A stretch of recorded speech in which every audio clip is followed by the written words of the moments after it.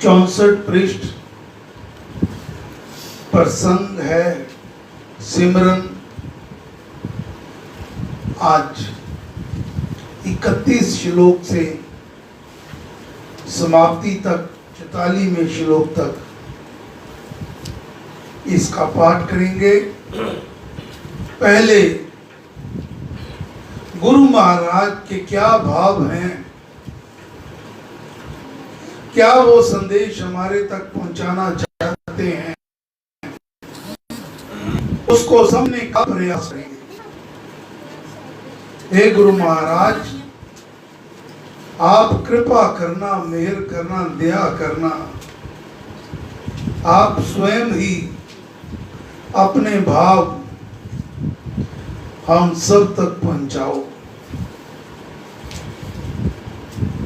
गुरु जी को करिए वंदना, भाव से बारंबार, नाम सनौका से किया जिसने भव से पार। पिछले 3 रविवार से प्रसंग चल रहा है सिमरन का। परम पूजनीय श्री स्वामी जी महाराज हमें समझाते हैं कि हे प्यारे, तू हर सांस पर भगवान के पतित पावन नाम राम नाम का सिमरन किया कर।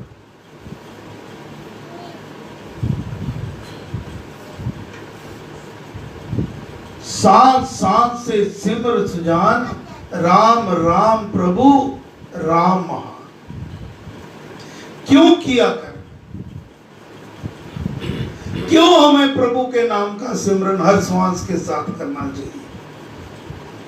महाराज अमृतवाणी के श्लोक नंबर 14 में फरमाते हैं, जपना राम राम है सुकृत, राम नाम है नाशिक दुष्कृत, सिमरे राम राम ही जो जन, उसका हो शुचितर तन मन। अर्थात राम नाम जपना सत कर्म है, पुण्य कर्म है, शुभ कर्म है। सभी निषिद्ध कर्मों को, पाप कर्मों को नाश करने वाला है। वह तन एवं मन दोनों को शुद्ध स्वच्छ करता है।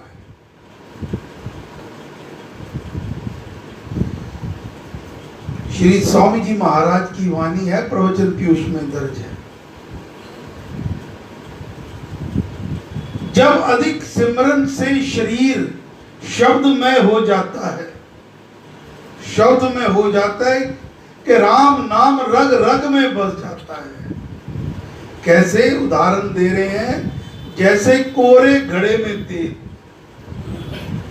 चिकने घड़े में तेल नहीं समाता, जब कोरा होता है तब उसमें तेल डालो तो एकदम समा जाता है। उसके जितने भी रोम हैं, छिद्र हैं, ब्रीक ब्रीक, उन सब में तेल समा जाता है। इसी प्रकार जब अधिक सिमरन से शरीर शब्द में हो जाता है, राम नाम रग रग में बस जाता है, मनुष्य की रग रग में निवास करता है, तो फिर क्या होता है? क्रोध और जितने भी दुर्गुण हैं वे आप ही समाप्त हो जाते हैं। फिर हमें कोई ज्यादा प्रयास नहीं करना पड़ता।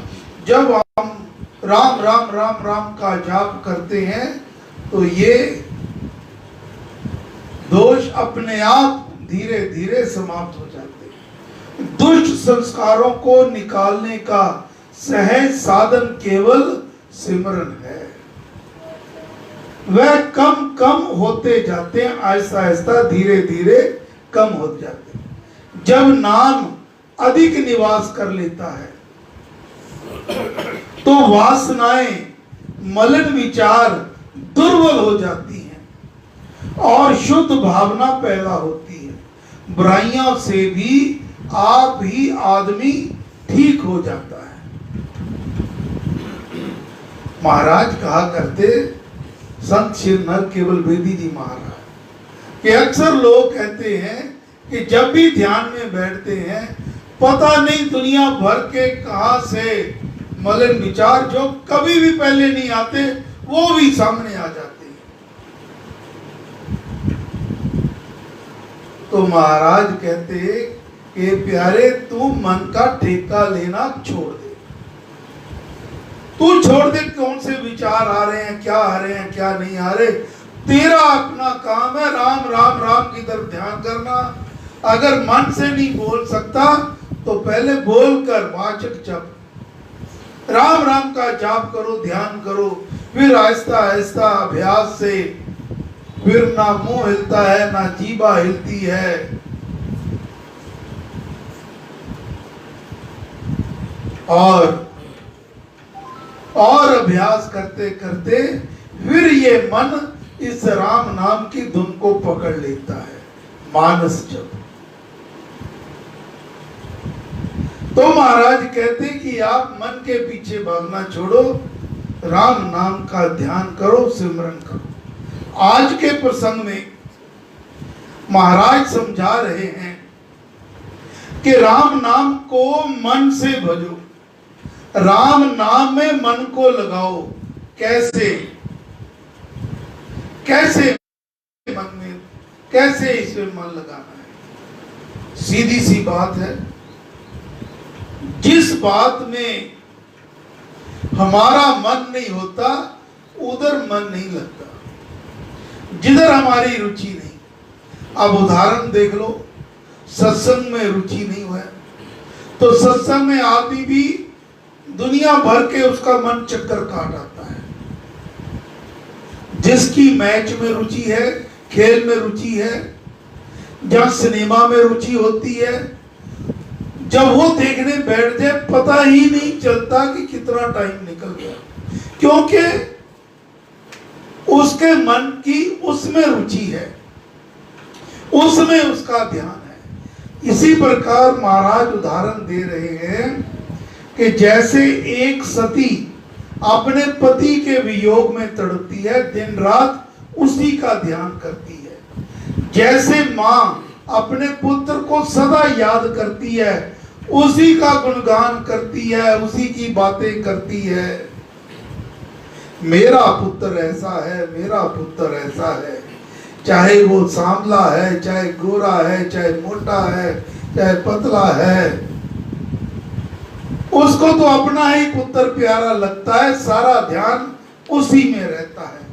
और जैसे एक गाय अपने बछड़े की ओर, जब गाय बछड़े को देख ले तो उसकी ओर दौड़ लगा के बां बां करती दौड़ी जाती है। राम नाम यूं सिमरिए यथा सती निज कंठ अपने पति, विरहन तड़पे रात दिन रखे ध्यान एकांत। राम नाम ज्यों सिमरिए ज्यों स्वयं सुत को मात, गुण का उसके प्रेम से करे उसी की बात। कोई दूसरा करना भी चाहे कोई और बात, नहीं नहीं नहीं नहीं, नहीं। मेरा पुत्र ऐसा है, मेरा पुत्र ये खेलता है, ये करता है, ये खाता है, ये पहनता है, उसी ऐसे सिमरिए नाम को बछड़े को जो गाए, बाबा करती और उस जावे दौड़ लगाए। और उदाहरण दे रहे हैं महाराज, राम को ऐसे भजे जैसे एक मित्र जिसमें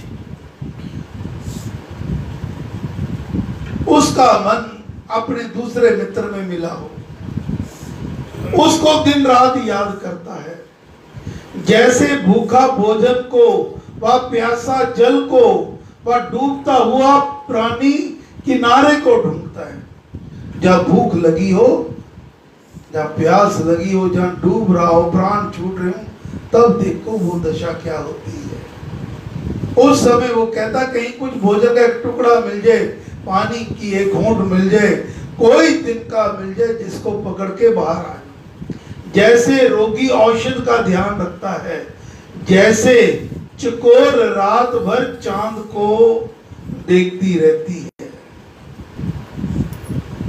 नीत मिला मन मित्र को ज्यों सिमरे दिन रात, ऐसे सिमरिए राम को करिए पावन गात, भूखा भोजन को भजे, भूखा भोजन को भजे, प्यासा ज्यों जल पान, बजे डूबता तीर को त्यों सिमरो भगवान। सिमरे ऐसे नाम को लगन प्रेम में आए, रोगी औषध ज्यों भजे अति आतुरता। सिमरन में मन रखिए चांद में ज्यों चकोर, देखे दृष्टि एक से साए से कर भो। जिक्र आया है चकोर का। ये बड़ा एक अद्भुत और प्यारा सा पक्षी है, पाकिस्तान का राष्ट्रीय बर्ड है।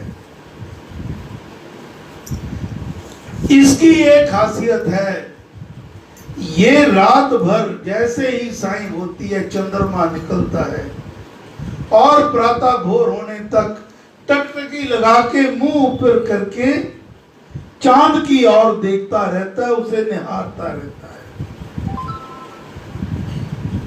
कई कवियों ने, साहित्यकारों ने चकोर की जो तुलना है कि यह चकोर यानी प्रेमी का प्रतीक और चांद प्रेमी का प्रतीक, प्रेम का प्रतीक।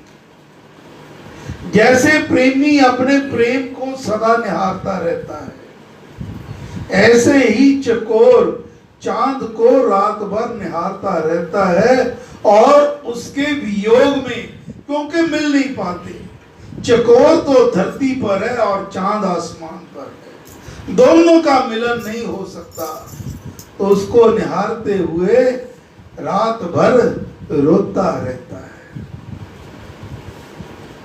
महाराज आगे फरमाते हैं कि जब सिमरन करो तो ध्यान केवल उसी में रहे, मन इधर उधर भटके नहीं।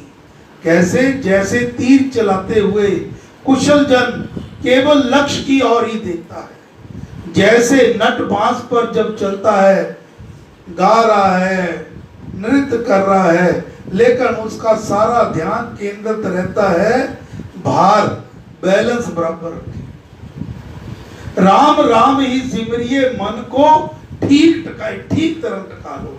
सदा यथा लक्ष्य में कुशल जन, सीधा बाण बसाए। राम नाम जो सिमरिए, करके निश्चल ध्यान, मन को स्वच्छ करके निश्चल करके फिर ध्यान के लिए बैठो। नट ज्यों नाचे बांस ले, रख कर भार समा। आगे महाराज ध्यान की विधि को बताते हैं कि जब ध्यान में बैठो, सिमरन करो प्रभु का, तब अपने आप को अंतर्मुखी कर लो, अर्थात आंखें मूंद कर सारा ध्यान बाहर से हटाकर अंदर की तरफ, क्योंकि भगवान तो हमारे हृदय के घट मंदिर में विराजमान है। सारा ध्यान उसी की ओर केंद्रित करो। त्रिकुटी दोनों आंखों के बीच के स्थान पर ध्यान लगाओ। जब ये लगाएंगे फिर देखो बिना बोले मन राम राम को चलता रहता है। और महाराज कहते हैं कि भक्ति का भेद यही है कि जप तप संयम साधन व्रत सभी सिमरन में ही समाये हुए। जो प्रभु का सिमरन करता है उसे अलग से कुछ करने की जरूरत नहीं है। ऐसे किए गए एक क्षण का भजन भी सारे पापों को भगा देता है। चित्त लगाकर भजन में मुख से वचन ना बोल, द्वार बाहरी बंद कर भीतर के पट खोल। तप संयम साधन व्रत सब सिमरन में जान। भक्ति भजन के भेद को समझे भक्त सुजान। वश कर तन मन कान वचन को जप में ध्यान लगाए। क्षण भर का ऐसा भजन भारे पाप भगाए।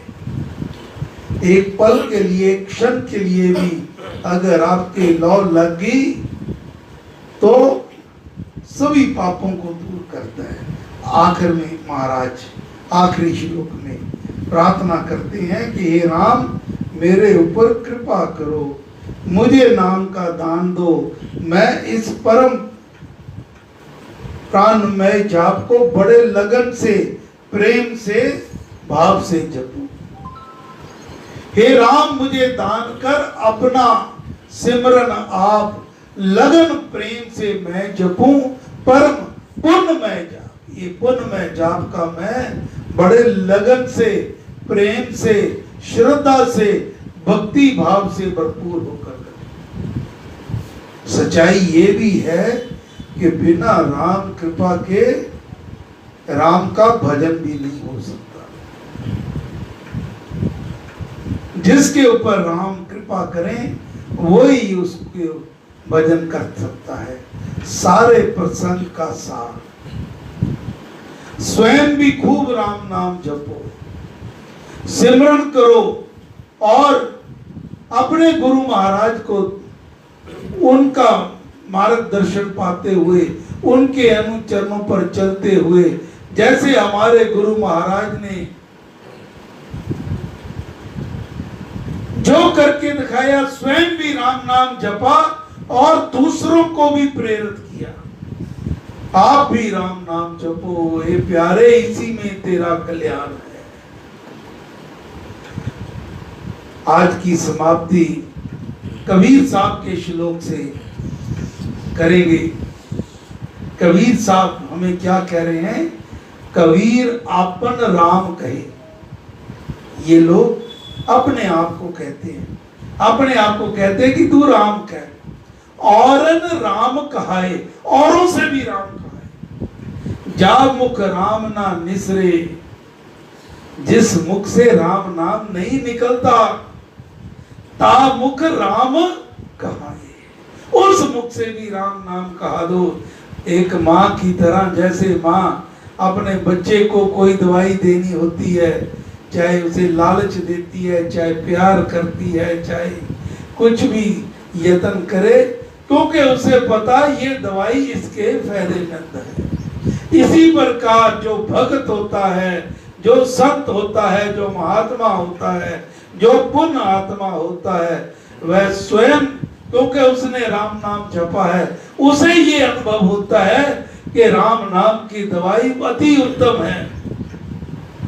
औषध राम नाम की पाइए, मृत्यु जन्म के रोग भगाइए। और खुद वो दवाई ले ली है, और वो भी उसका काम, महाराज कहते हैं उसकी ड्यूटी है कि वो औरों को भी ये दवाई पान करने के लिए प्रेरित करे, चाहे उसके लिए कोई भी यत्न उसे क्यों ना करना पड़े। हे राम, हे गुरु महाराज, हम सब आपकी चरण शरण में हैं। कृपा करो, कृपा करो, कृपा करो। जय श्री राम, जय गुरुदेव, जय श्री राम, जय गुरुदेव। अब मिलकर 14 श्लोकों का पाठ करेंगे, 31 से 44। राम